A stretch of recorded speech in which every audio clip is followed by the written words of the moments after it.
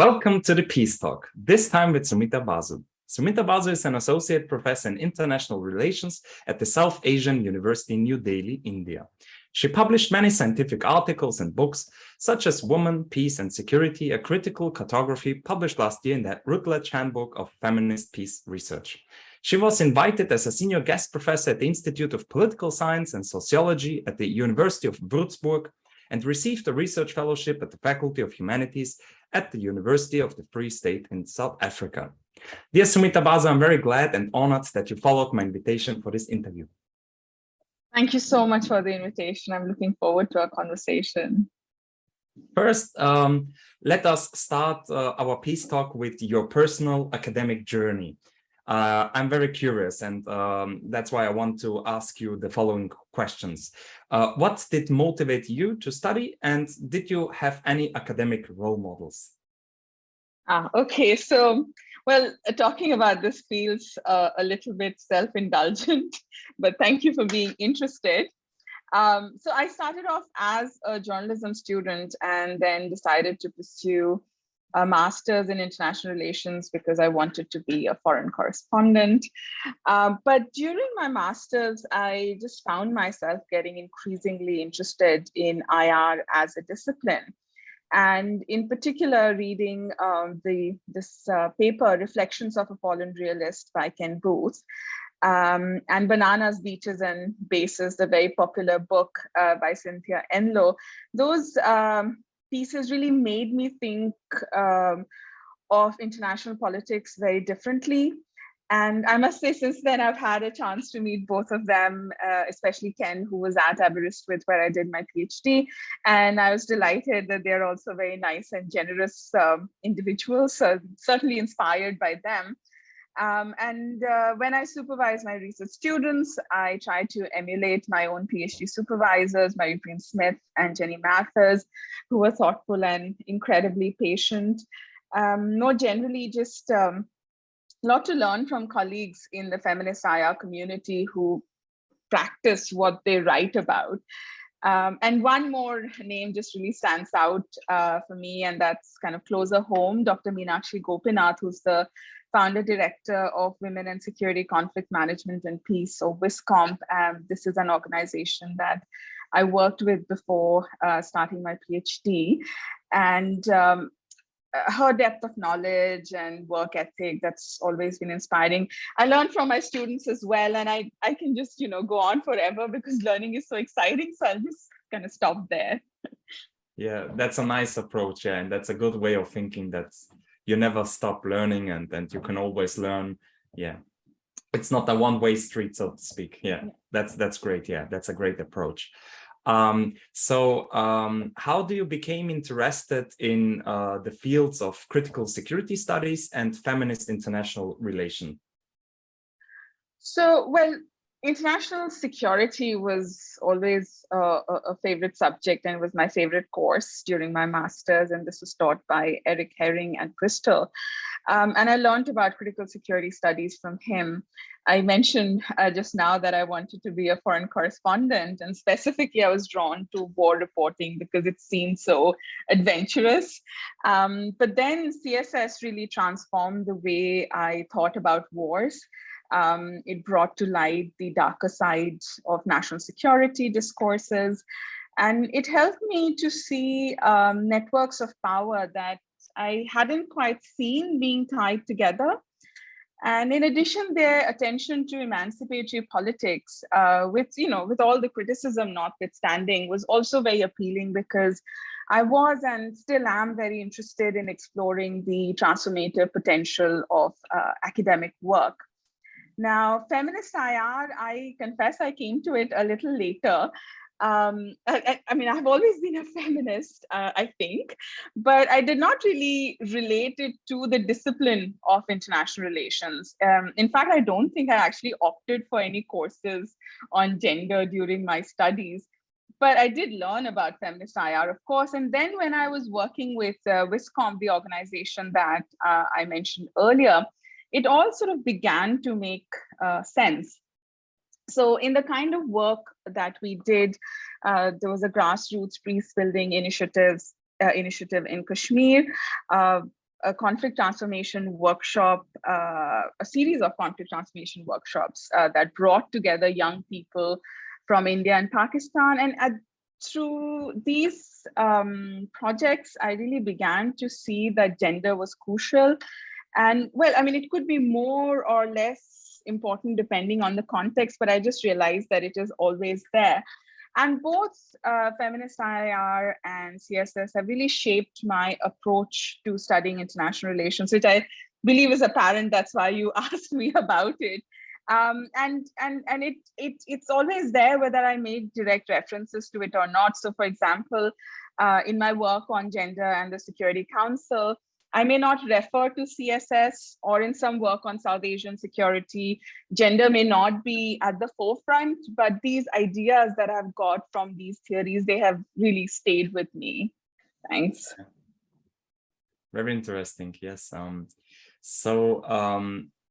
When I read some articles and books about critical security studies, I found it very interesting that they criticize the so to speak old school or orthodox, or let's call them mainstream approaches of international relations, such as the realist approach.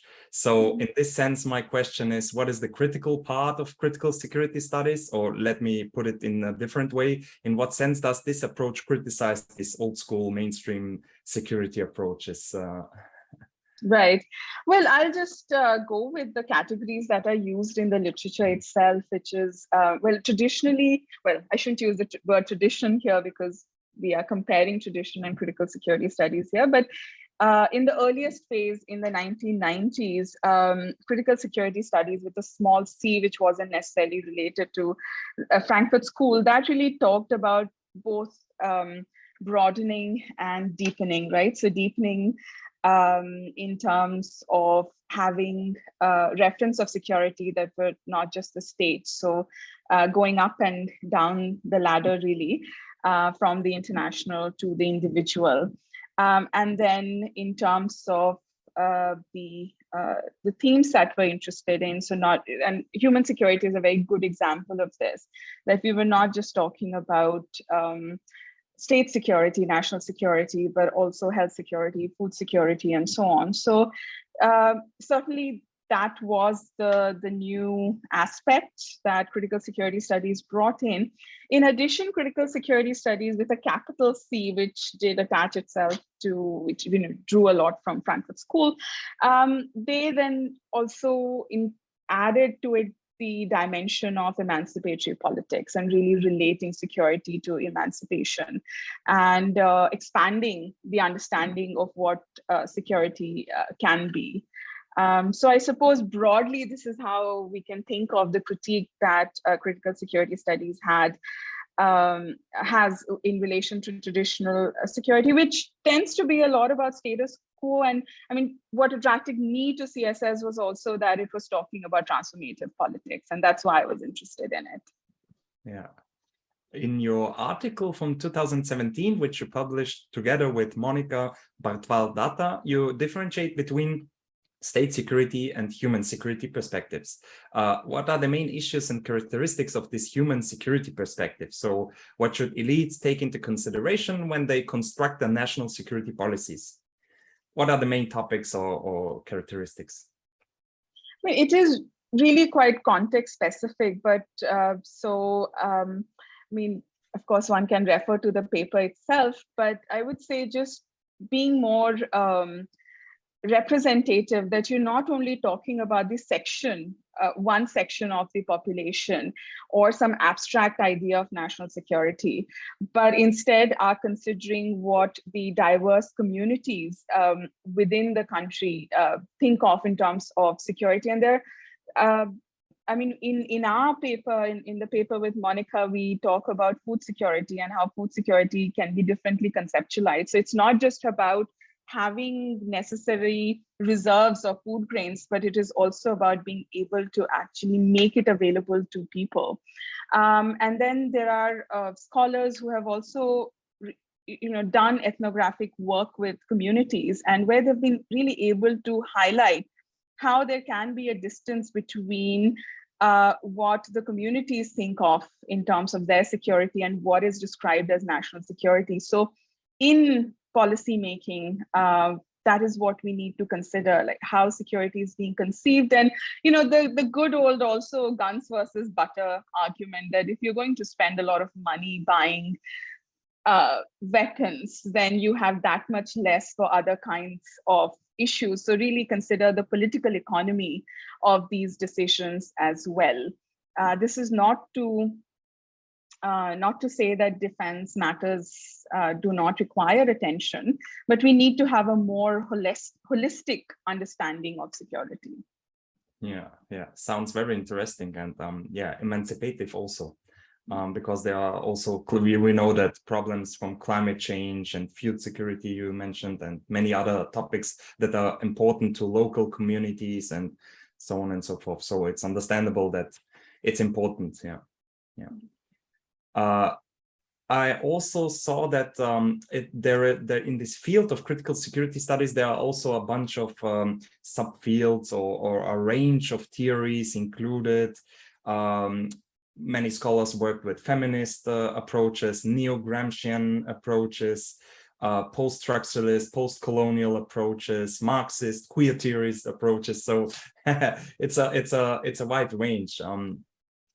In what field do you see yourself, and how can this all be useful in order to widen the perspective?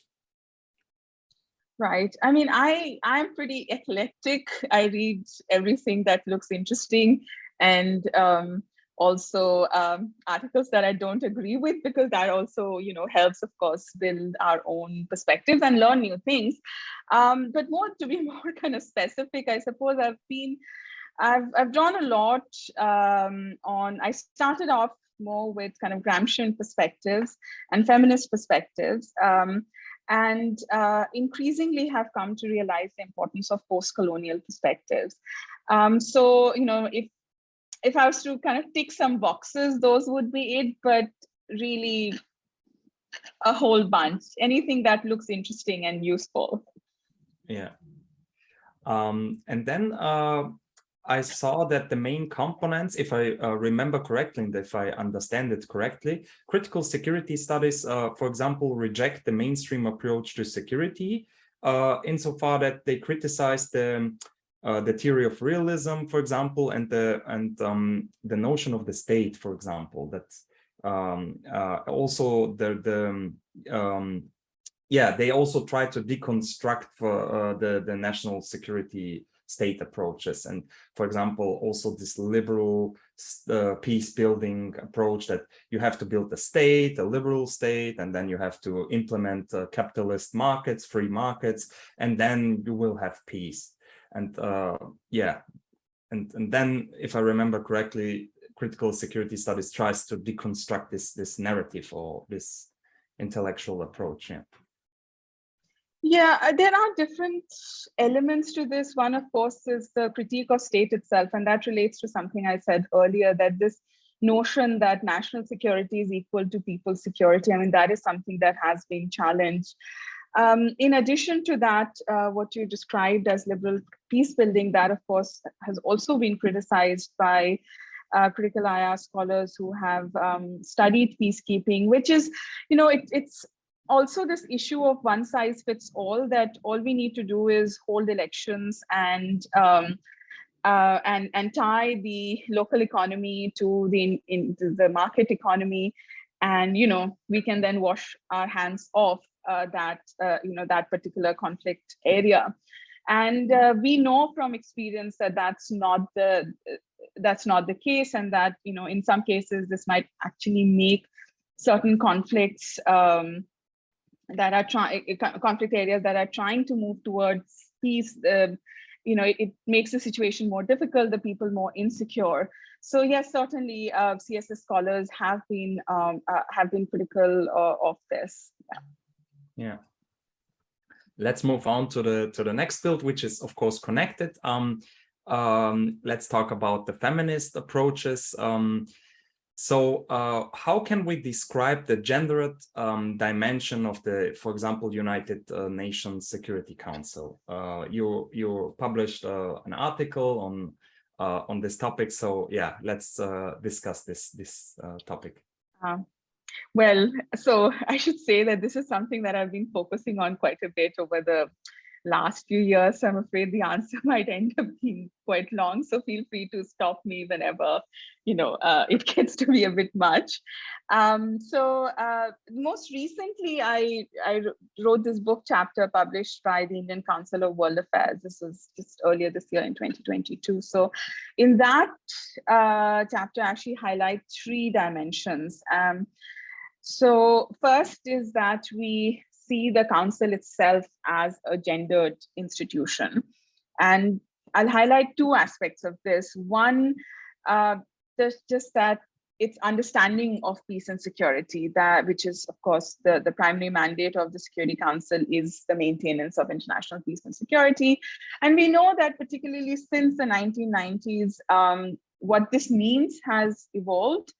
But still, the council has been able to accommodate only a fairly limited understanding of peace and security. And then if we compare it to a feminist perspective, where armed conflicts are seen as part of a continuum of violence, so then we recognize insecurities and threats of violence during peacetime as well. But so we see a kind of a difference there. And for many reasons, member states have been against the expansion of the council's agenda for a wide variety of reasons. And then the second point relating to the first dimension, the work of the Security Council, it relates to the constitutive implications of the prevalence of men in the international peace and security arena. And the concept of homosociality comes in here, which Emma Beaton Gunther has defined. And just let me quickly look at my notes because I'm going to cite her. So she says, this is the preference of same-sex relationships that are not romantic or sexual in nature, but of social preference such as friendship or mentorship, end quote. And she writes that, and I quote again, that these produced and reproduced through how competence is defined and how hierarchies are expressed through access to informal meeting spaces, end quote.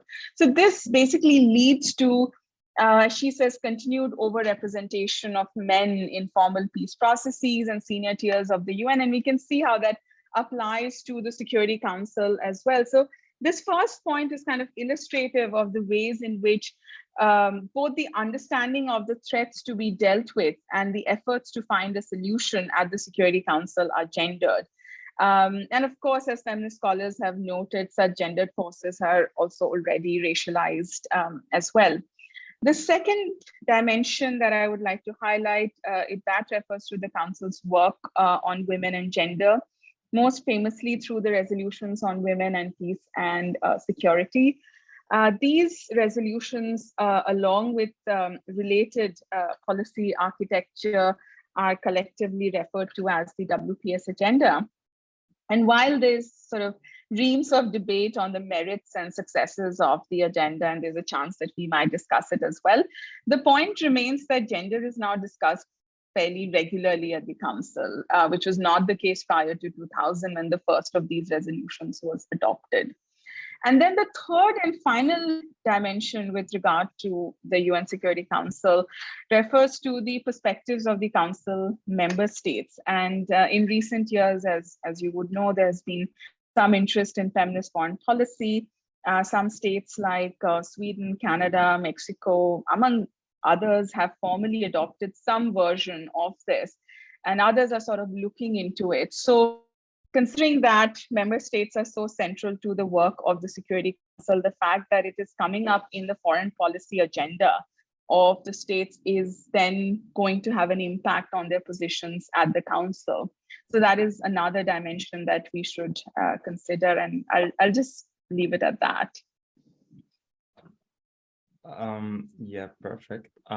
So I was thinking while you was talking, I was thinking about the paradox that, for example, the 5 permanent members of the United Security Council are also the 5 nation states that export and produce the most weapons in the world. So, I mean, here we see also, a dimension that is quite awful. You cannot build a peace and talk about security and then on the same time export the most weapons in the whole world. And we know where weapons are used in war, in regions that are in crisis and so on and so forth. So this is very problematic.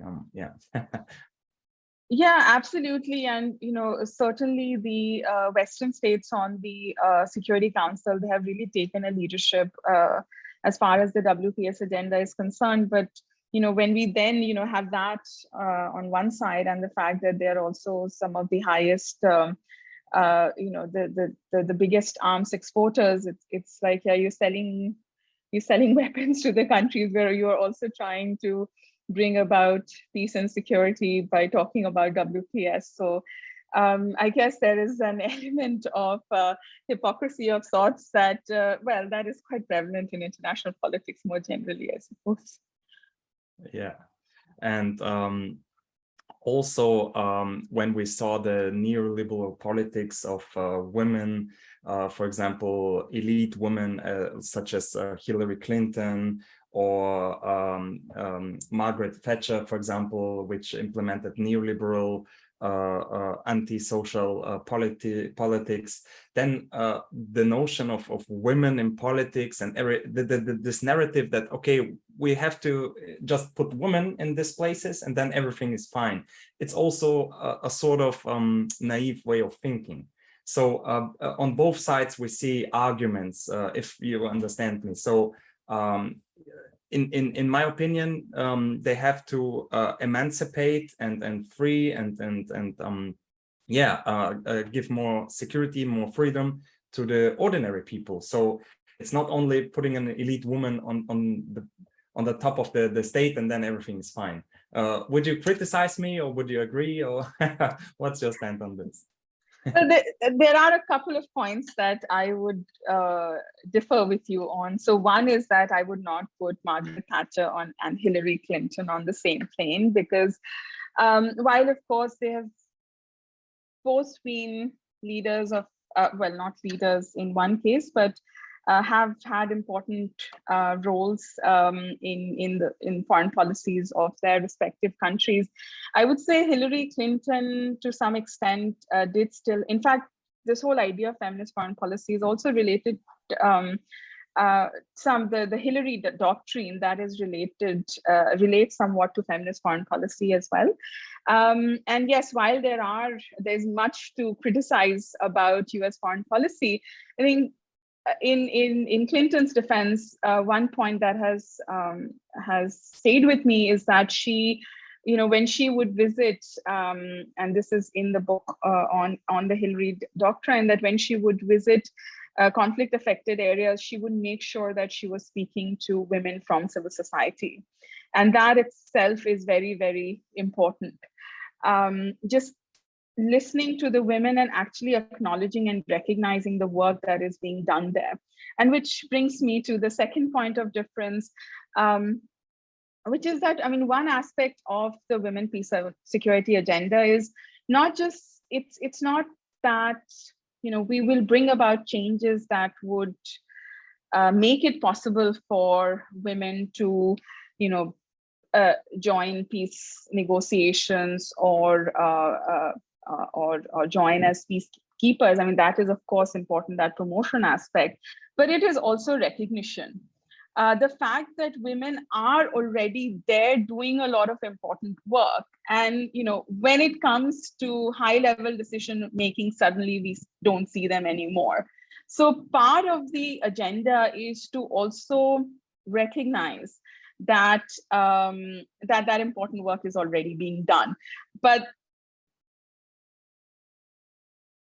is that it's not just about, adding women and studying, as we say, or in fact, have just elite women. So with regard to WPS as well, for instance, there's been a fair bit of work on intersectionality, that when we speak of inclusion of women, which of course has its own merits, not least that it just makes everything more representative, but also that we need different kinds of women, men, sexual minorities to be actually part of decision-making processes. Yeah. And there is many going on. For example, in October 2000, I believe, the UN published the resolution 3025, and it argues that all actors to increase the participation of women and incorporate gender perspectives in all United Nations peace and security efforts. So yeah, there is some academic studies, and also the United Nations is doing a lot of great things. So yeah, let's discuss the resolution. Sure. How important is it? And yeah, especially for South Asian, for the region, and maybe for the whole world. Yeah, why is it important in the first place? Oh, well, again, you know, just, okay, so a couple of things. It's important because Resolution 1325, which was adopted in October 2000, so we are coming up to its 22nd anniversary now. It is for the first time that the Security Council recognized that armed conflicts and peace processes are gendered in nature. And it really called for, well, it's associated with first three and then 4 pillars. So it was about protection of women and girls in armed conflicts, protection of their rights, and also protection from sexual violence, which we see as a feature of contemporary conflicts increasingly.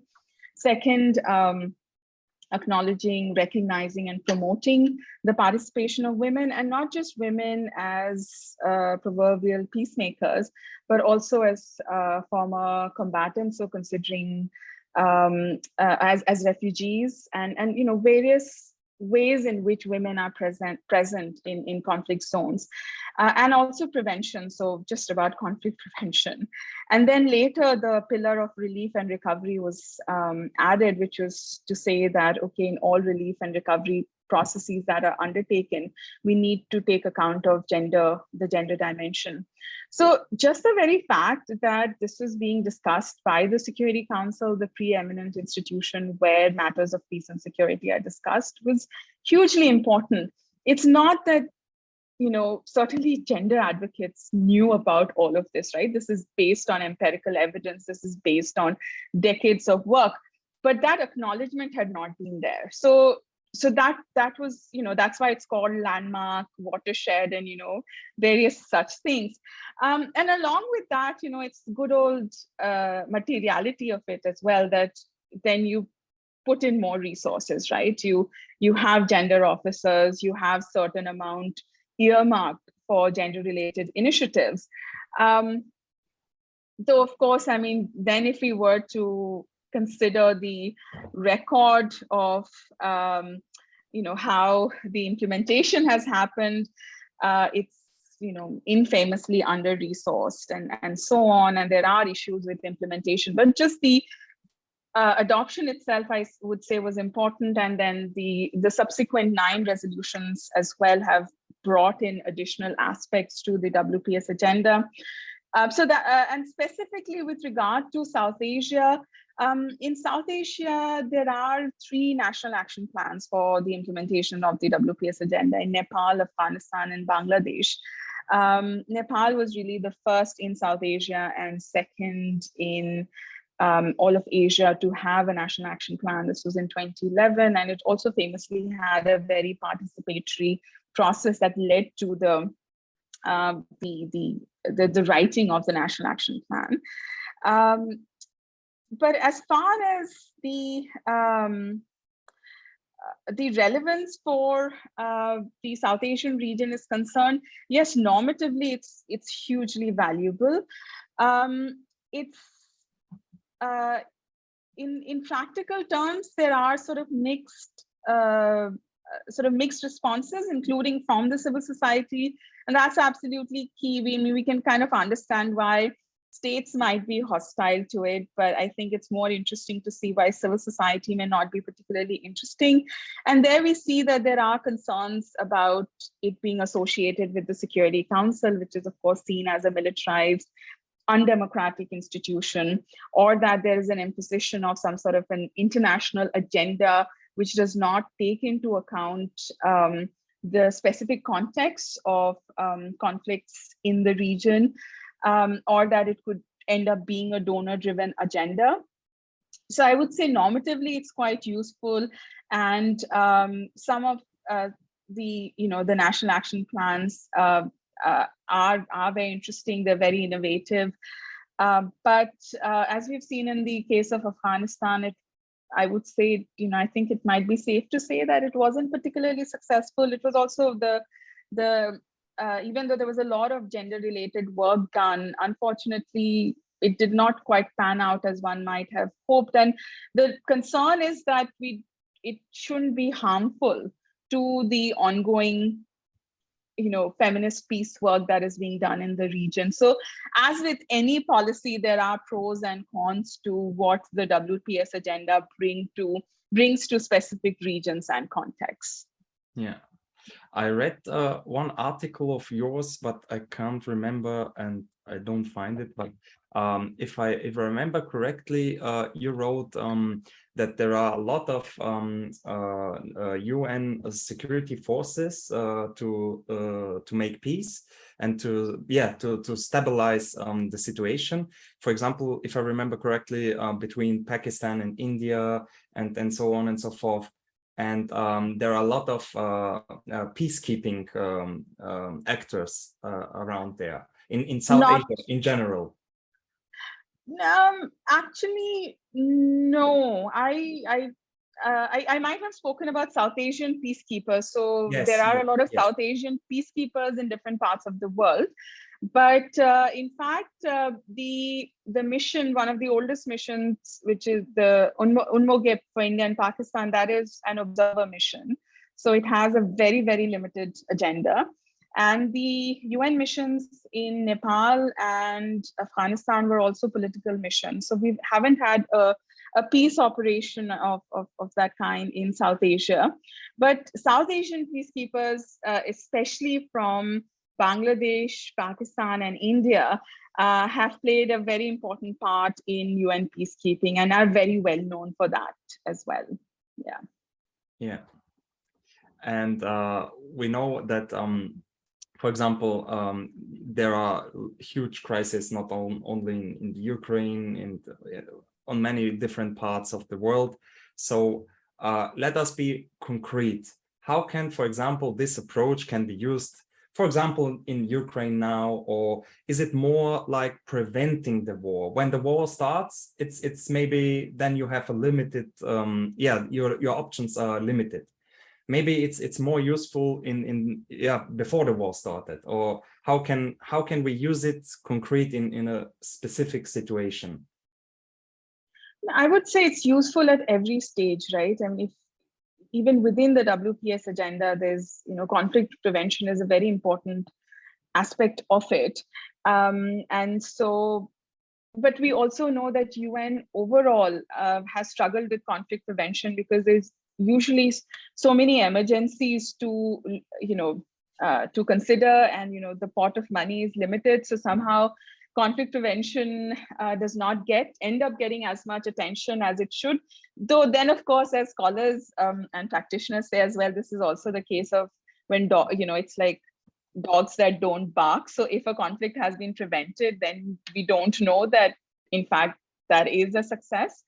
But yeah, I mean, with if we were to consider the gender dimension of conflict prevention, for example, women who have their ear to the ground, if there is buildup of armaments in their local areas, then we know this happened in the Balkans. We know this from reports in Afghanistan where strangers came into the village, and they should have channels to actually communicate it to those in decision-making places. So that would be an important aspect of conflict prevention. And a very concrete action.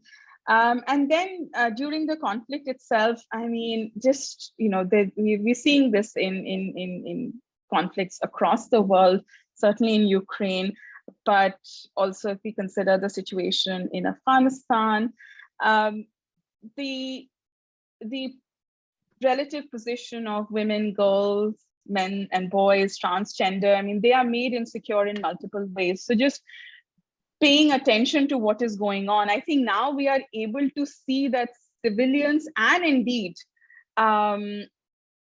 military personnel as well have particular experiences of conflicts. So at international, at regional levels, we need to formulate policies that actually deal with that. So if you are setting up refugee camps, just the structure of the refugee camp itself, right? To make sure, for example, that sexual violence does not happen, or that refugees are made secure in other ways, that they don't fall prey to trafficking. So again, I mean, I think the evidence is there, the policies are also there. And of course, following the conflict, then, who gets to make peace? Who's at the table? Again, in the case of Afghanistan, we saw, when the intra-Afghanistan talks were going on, initially there were no women, then there were, I believe, 4 women. And again, just, it wasn't very representative. And so who's at the peace table? Do they still have guns on them? Are they going to use it? Who's going to stand for elections? Even things like inheritance rights, at a very community level. These are, I mean, again, I can go on for a long time because we already have a lot of literature on this. There's significant literature on this. So it's a question of having the political will, the willingness to actually negotiate, make compromises. Diplomacy becomes very important here. And then just to have the financial necessary backing, the necessary financial backing to make it happen. Yeah. Let me play for a moment the devil's advocate, and let's assume let me argue with a neo-realist approach. For example, only those who are in power or with military forces, you can implement peace, for example. Or yeah, you have to take into consideration the interests of the nation state, of the elites, for example, okay, Putin and his elite and oligarchs and so on and so forth, to make peace. How can you argue against it? Because in my personal view, it's quite difficult to go with a peace approach, feminist approach, and discuss things and without using force, without arguing, shouting at each other, and so on and so forth. So how can we be realistic and normative at the same time? So yeah. Absolutely. I suppose my first response to your point would be, in all of these cases, have we got sustainable peace, right? So if we are looking at, if we want to go beyond conflict management and really look at sustainable peace, then I hope it is clear that, speaking to just those who have the guns is not going to have long-term solutions. It is always going to be tricky, and I'm with you on being pragmatic, right? Certainly, I mean, even the WPS agenda, to go back to again something that is fairly concrete that we have, just as a Security Council resolution. I mean, there are many compromises in that resolution precisely because you needed to put, bring everyone on board. And then the second aspect of this, and for this, I would, in fact, I've been using it to teach in class recently as well. I would refer to Cynthia Enloe, and she makes this really interesting point, and sort of famously so, that we are told that in IR we need to study what is important, as if we, that just fell out of the sky. What is important? I mean, we have decided, right, what is important, and in the process of focusing on the important, we actually forget that the people and issues that are at the margins, they are not there by chance, and that a lot of power is required to have certain states, certain communities, elites, leaders, etc., at the center, and to maintain the margins. So I suppose my question ultimately to you would be that, are we really happy with the status quo, right? And or do we want to challenge, business as usual, and then bring these kinds of perspectives that we've been talking about into decision making? It's never going, I mean, this is not utopia, it's never going to be a perfect world, but at least we can make an attempt to transform the way things are done, and new challenges will emerge. And then we deal with them. But to say, well, only important people will matter because they are important is a kind of cyclical argument, which I no longer quite. I don't think that's enough. It's important. It's let's consider it, but it's not sufficient. Yeah, I'm absolutely with you. Yes, I totally agree. And here we are in the field of intersectionality. You mentioned this approach earlier in this talk. And to make long-term peace, we need to take intersectionality very seriously. For example, gender equality, social equality. Then we have to put the finger on the capitalist system, which makes every year more more unequal societies and then political participation and so on and so forth. So we have to take into the consideration a lot of things: racism, ableism, homophobia, and so on and so forth. So yes, this broad approach, this wide range, is also an analytical, so to speak. It's a strength, but it's a weakness as well, because you take so much into consideration. How can you focus on one thing? So it's tricky there. Yeah, I agree. I absolutely agree with you on that, because, and when I do my own research, I grapple with this because my effort over the last several years has been to, bring critical perspectives to the study of, really old-fashioned institutions like the Security Council. And so you have to balance what you were saying earlier as well, the sort of, the way in which the world works, plus the kind of change you're trying to bring in. But then what I tell myself, and so that's what I'm sharing, is that I would much rather be confused and then, decide, okay, let me start broad, and then for the context, decide what is most relevant, then to go with a predetermined agenda in my analysis and say, I will only study this because, this is the way things are done, and so I will do it as well. So that's my approach to it. Yeah, it's great. Sounds fair. Yeah. So let me see. Yeah, I believe we tackled every question. If you would like to add something.